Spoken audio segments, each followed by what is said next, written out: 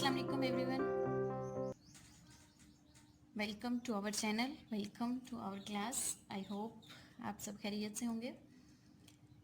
Today our topic is select statement with where class. With different classes we can use select statement. आज के topic पे जाने से पहले हमें सिलेक्ट स्टेटमेंट के बारे में हमने डिटेल के साथ पढ़ा था कि सिलेक्ट स्टेटमेंट क्या होती है, एक कॉलम को कैसे सिलेक्ट किया जाता है, मल्टीपल कॉलम को कैसे सिलेक्ट किया जा सकता है, या सिलेक्ट के साथ हम लोग और कौन कौन से वर्ड्स हैं, कीवर्ड्स हैं जो कि इस्तेमाल किए जा सकते हैं। लेकिन बेसिकली जो हमने डिस्कस किया था वो सिर्फ ये था कि सिलेक्ट स्टेटमेंट से आप कॉलम्स को कैसे गेट कर सकते हैं एक टेबल में। अब अगर हमने वहाँ पे कंडीशन अप्लाई करनी है कि सिलेक्ट स्टेटमेंट को यूज़ करते हुए आप इस कॉलम में से इस वैल्यू को निकाल कर आपके पास रिजल्ट आए, तो उसके लिए हमें एक क्लास का यूज़ करना पड़ता है और वो क्लास होती है where class. So basically our topic is select statement with where class.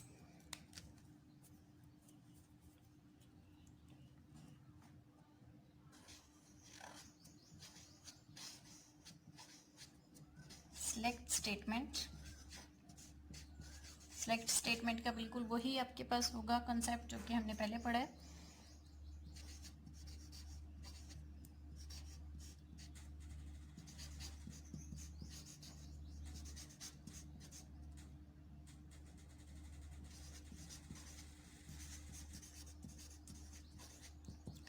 With where class. अब इसको लिखने का सिंटेक्स क्या है, कहाँ पे क्यों यूज़ की जाती है आपके पास। बेसिकली वेयर क्लास जो है is used to retrieve data from a table conditionally, कि आपने टेबल में से कंडीशन की बेस पे जो डाटा गेट करना है। So we can say that where class is used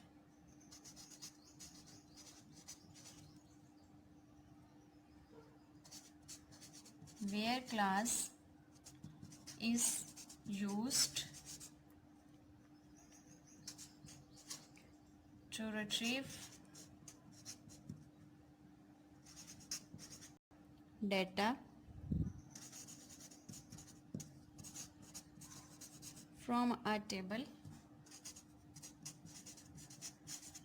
conditionally means कि कंडीशन अप्लाई होगी, कंडीशन बेस हम जो है वो डाटा को वहाँ से रिट्रीव करेंगे। पूरा टेबल हमें नहीं चाहिए, पूरा कॉलम हमें नहीं चाहिए, स्पेसिफिकली हमें एक रो चाहिए, 2 रोज चाहिए। तो उस बेस पे जो हम कंडीशन अप्लाई कर रहे होंगे वो हमारे पास होती है select statement.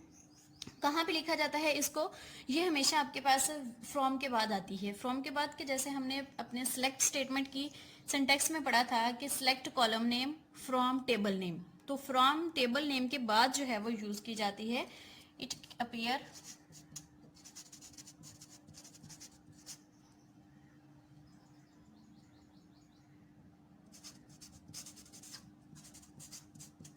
After from clause के बाद हम इसको यूज कर सकते हैं। ठीक हो गया। अब इसको लिखने का सिंटेक्स देख लेते हैं कि आपने कहाँ पे किस तरह से यूज करनी है और एग्जाम्पल क्या है इसकी। सिंटेक्स में स्टार्टिंग में बिल्कुल वैसे ही आएगा जो आपके पास सिलेक्ट की होती है कि सिलेक्ट कीवर्ड आप यूज करेंगे सिलेक्ट का, साथ में आपके पास कॉलम आएगा, कॉलम नेम आएगा, आप किस कॉलम को सिलेक्ट करना चाह रहे हैं। फ्रॉम आपके पास टेबल नेम आ जाएगा, टेबल नेम कौन सा है। उसके बाद आप यूज करेंगे वेयर को, और वेयर के साथ क्या होगी आपकी कंडीशन होगी। कंडीशन के बाद आपके पास क्या आएगा, सेमीकोलन आएगा।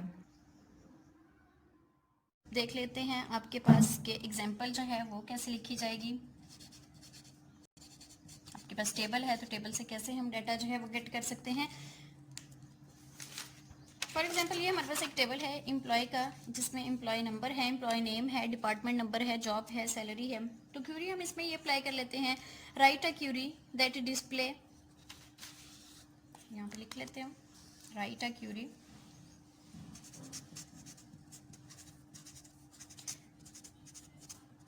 टू डिस्प्ले नेम ऑफ, हमारे पास जो भी टेबल हैं उनमें से हम कोई भी ले लेते हैं, to display clerk from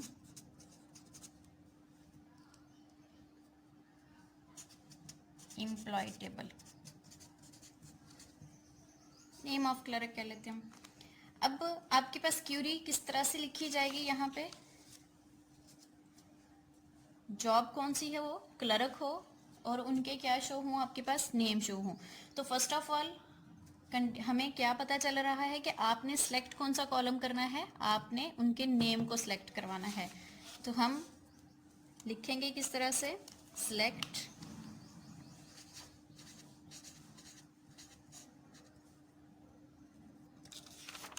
employ name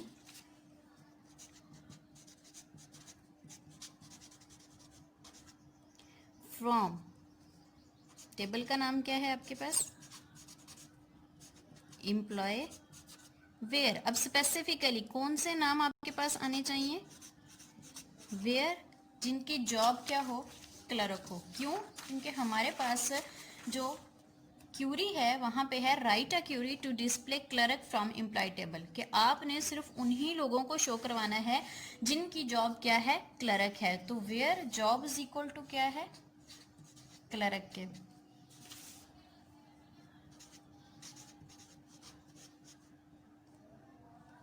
अब इसमें जितने भी हमारे पास क्लर्क वाले लोग होंगे उनके आपके पास सिर्फ और सिर्फ नेम शो होंगे। अब आपके पास जो रिजल्ट आएगा, रिजल्ट आपके पास क्या आएगा कि हमने बात की थी कि रिजल्ट भी आपके पास किस फॉर्म में होता है, टेबुलर फॉर्म में होता है। अब टेबुलर फॉर्म में हमारे पास पूरे टेबल में से सिर्फ वही कॉलम सिलेक्ट होगा जो कि हमने जिस पे कंडीशन लगाई है सिलेक्ट एम्प्लॉय नेम। तो अब कौन सा कॉलम सिलेक्ट होगा हमारे पास, एम्प्लॉय नेम वाला। एम्प्लॉय नेम कंडीशन क्या है, कंडीशन ये है कि जिनकी जॉब इज इक्वल टू क्या हो, क्लर्क। तो आपके पास किन किन की जॉब क्लर्क है, सिर्फ उनके आपके पास क्या आएंगे, नेम शो होंगे। तो हमारे पास जो रिजल्ट में टेबल बनेगा वो क्या आएगा कि सिर्फ उसमें एम्प्लॉय नेम होंगे, एम्प्लॉय नेम का ही एक आपके पास कॉलम आएगा और एम्प्लॉय नेम में सिर्फ वो नाम होंगे जिनकी जॉब क्या है, क्लर्क है। तो वो कौन से हैं हमारे पास, अहमद, एक नाम आपके पास ये आ जाएगा क्लर्क वाला, और जो दूसरा नाम है वो आपके पास आ जाएगा। ठीक है, तो ये हमारे पास यहाँ तक सिर्फ इसका रिजल्ट आएगा, यही आपके पास एक कॉलम रिप्रेजेंट होगा। इसके अलावा आपके पास बाकी पूरे टेबल में से ना ही कोई और रो आएगी ना ही कोई और कॉलम आएगा। क्यों, क्योंकि हमारी जो कंडीशन है वो इसको फुलफिल कर रही है कि select employ name from employ where job is equal to clerk. तो हमने सिर्फ उसी कॉलम को सिलेक्ट करना है जहां पे हमारे पास कंडीशन फुलफिल हो रही है। तो ये तो थी हमारे पास सिलेक्ट स्टेटमेंट को वेयर क्लास के जरिए किस तरह से इस्तेमाल किया जा सकता है। दूसरी जो हमारे पास क्लास है वो है select statement with order by class.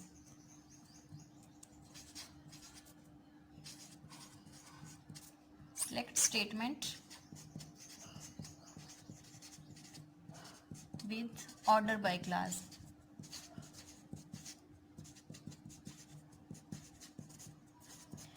Order by class क्यों यूज की जाती है, इसका क्या पर्पस है, किस तरह से इस्तेमाल कर सकते हैं। Order by class is used to sort the rows.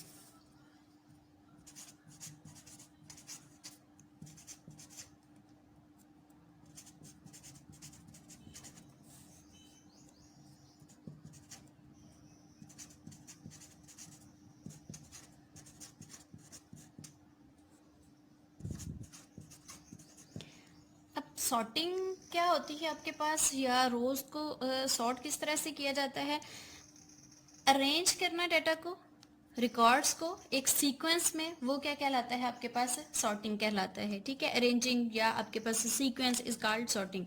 अब सॉर्टिंग आपके पास किस तरह से हो सकती है, सॉर्टिंग आपके पास असेंडिंग ऑर्डर में भी हो सकती है, डिसेंडिंग में भी हो सकती है। तो sort can be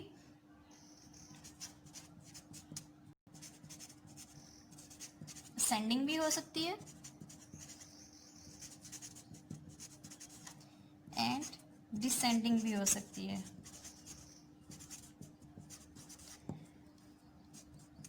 before applying queries we have to know ascending और डिसेंडिंग क्या चीज होती है, किस तरह से है। असेंडिंग आपके पास क्या होती है कि जिसमें आपके पास हायर वैल्यूज से आप लोअर वैल्यूज की तरफ जा रहे हैं, वो आपके पास डिसेंडिंग ऑर्डर होता है। और असेंडिंग ऑर्डर आपके पास क्या होता है, जो आप सीक्वेंस के साथ जा रहे हैं। फॉर एग्जांपल असेंडिंग है क्या है, 1 2 3 4 5, ये आपके पास असेंडिंग ऑर्डर है।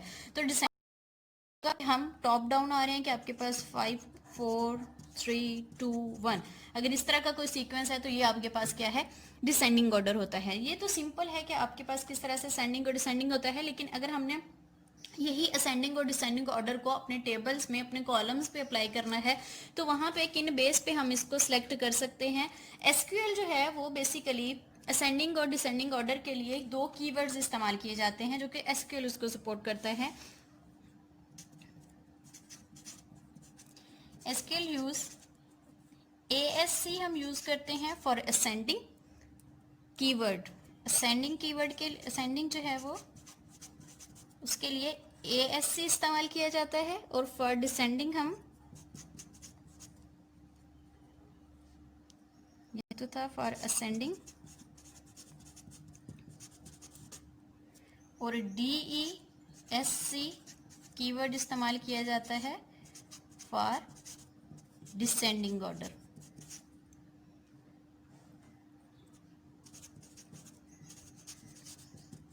यहां पर एक और बात हम डिस्कस करते चलें कि आपके पास बाय डिफॉल्ट जो है वो असेंडिंग ऑर्डर यूज होता है। अगर आपने एएससी नहीं भी लिखा हुआ अपनी क्यूरी में, तो बाय डिफॉल्ट जो एसक्यूएल आपको प्रोवाइड करेगा, बाय डिफॉल्ट यूज होने वाली वो असेंडिंग ऑर्डर होता है।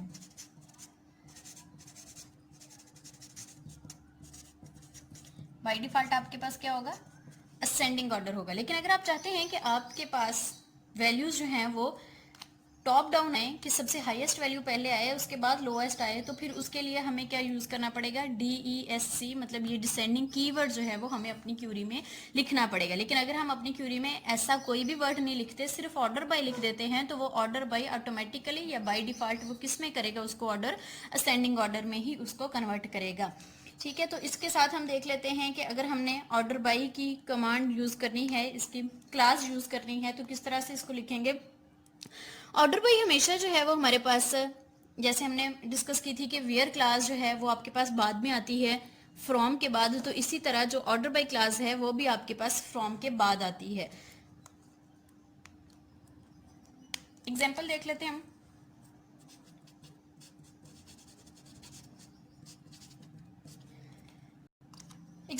फॉर एग्जाम्पल हमारे पास ये जो टेबल है, इसी टेबल के थ्रू हम कोई एग्जाम्पल बना लेते हैं कि आपके पास जो वैल्यूज हैं वो किस तरह से डिसेंडिंग ऑर्डर में आनी चाहिए, असेंडिंग ऑर्डर में आनी चाहिए। तो मैं यहाँ पर सैलरी के ऊपर जो है वो ये कंडीशन अप्लाई कर लेती हूँ कि write a query to display employ name, job and salary. ठीक है, तीन चीजें मेरे पास शो हों, एम्प्लॉय नेम, जॉब और सैलरी, फ्रॉम एम्प्लॉय टेबल, और जिसका ऑर्डर जो है वो सैलरी का क्या होना चाहिए, डिसेंडिंग ऑर्डर होना चाहिए। सबसे पहले हमें क्यूरी लिखनी पड़ेगी कि write a query that display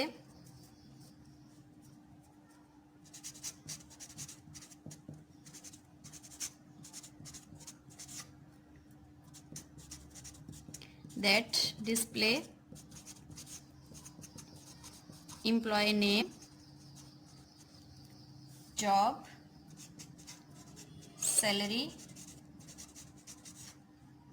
अब यहाँ पे हमें बताना पड़ेगा क्यूरी में कि आपके पास जो ऑर्डर बाय है वो असेंडिंग होना चाहिए या डिसेंडिंग होना चाहिए। ठीक है, तीन चीजें सिलेक्ट हों, कहाँ से, salary columns of employ, employ के टेबल में से ये कॉलम्स आपके पास सिलेक्ट हों एम्प्लॉय टेबल से। इन डिसेंडिंग ऑर्डर, यहाँ पे अब स्पेसिफाई हो गया, in descending order by salary. तीन कॉलम सिलेक्ट हुए हैं, लेकिन तीनों में से आपने किसके ऊपर ये लगाना है, ऑर्डर बाय सैलरी, कि सिर्फ ऑर्डर बाय की जो कमांड है, जो क्लास आपके पास यूज हो, वो सिर्फ सैलरी पे ही आनी चाहिए, बाकी कॉलम्स पे वो डिसेंडिंग या असेंडिंग नहीं अप्लाई करेगा। तो इसके लिए हमारे पास जो लिखना पड़ेगा हमें,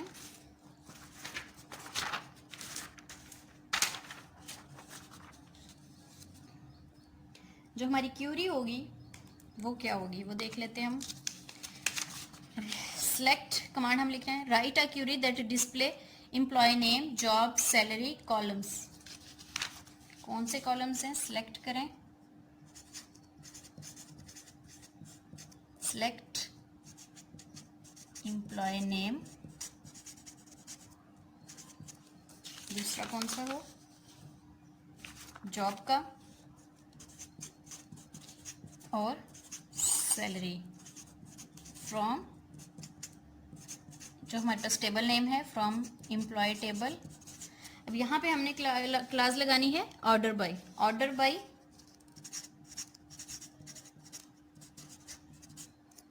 सैलरी, किस तरह से ऑर्डर हो उसका, डिसेंडिंग ऑर्डर होना चाहिए, ठीक है। तो अब जो आपके पास रिजल्ट्स जनरेट होंगे,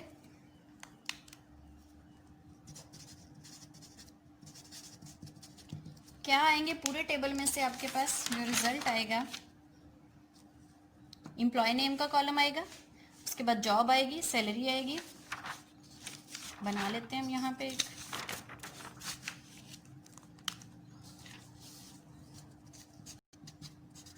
एम्प्लॉय नेम, जॉब और सैलरी।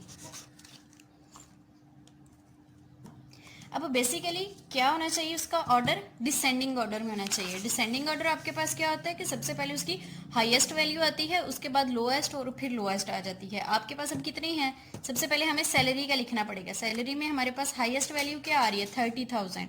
तो हम सबसे पहले क्या लिखेंगे, 30,000। उसके बाद कौन सी आ रही है, 28, उसके बाद 20,000 और उसके बाद 15,000।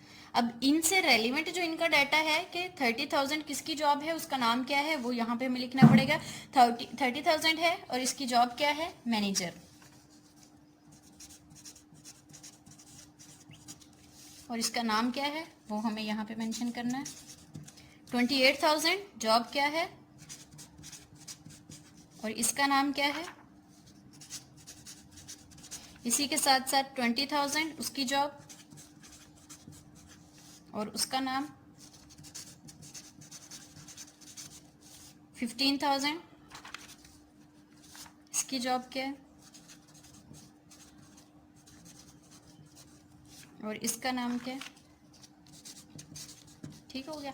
तो ये हमारे पास था डिसेंडिंग ऑर्डर। सैलरी को डिसेंडिंग ऑर्डर में लिखें तो आपके पास सैलरी जो है वो डिसेंडिंग ऑर्डर में आ रही है, हाईएस्ट पहले आ रही है, लोएस्ट जो है वो सबसे नीचे आ रही है। तो अगर यहाँ पे डिसेंडिंग या DESE का कीवर्ड हम ना यूज करते, सिर्फ ऑर्डर बाय सैलरी लिख दिया होता, तो फिर आपके पास किस तरह से इसका रिजल्ट आता, फिर आपके पास इससे बिल्कुल ऑपोजिट आता है। कैसे आता है कि 15 पहले आता, 20 बाद में आता, फिर 28 आता, फिर 30 आता, मतलब एक असेंडिंग ऑर्डर में लिखा जाता, और फिर उससे रेलिवेंट जो आपके पास जॉब थी, जो आपके पास एम्प्लॉय का नेम था, वो यहाँ पर लिख दिया जाता। तो ये तो था हमारे पास कि ऑर्डर बाय क्लास को किस तरह से इस्तेमाल किया जा सकता है विद सिलेक्ट स्टेटमेंट। तो यहाँ तक हमारा टॉपिक ये कंप्लीट हो जाता है। हमने सिलेक्ट स्टेटमेंट को ऑर्डर बाय क्लास के साथ भी देख लिया, हमने सिलेक्ट स्टेटमेंट को अपने जो है उससे पहले जो हमने डिस्कस किया है कि वेयर क्लास या आप कंडीशन बेस्ड जो है इस्तेमाल कर सकते हैं, उसके साथ भी हमने इसको देख लिया।